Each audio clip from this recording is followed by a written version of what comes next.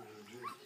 Yum. And that's probably what they thought when they were feeding on his flesh. And much like insects on land, creatures of the sea have a cyclical feeding pattern, a pattern that can help confirm how long a body has been dead. In the case of Staff Sergeant Cryer, approximately 16 weeks. Fits with the time frame of the Damocles sinking. However, drowning was not the cause of death. Gunshot penetrated above the left ear.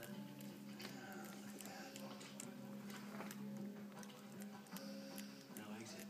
Missing jaw, the occipital fractures, that is the exit wound. Unfortunately, we were unable to find a slug.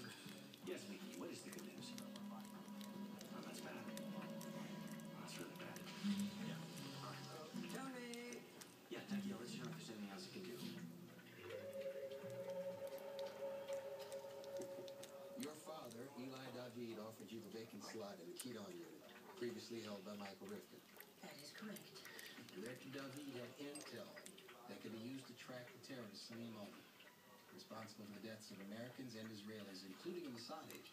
I cannot comment on Mossad operations. I know this to be true because I'm the one who provided Eli with the intel.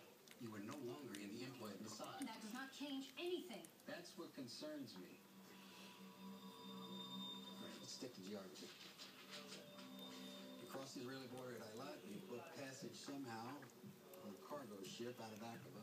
You set out through the Red Sea towards the coast of Somalia, but the Damocles never made it to port.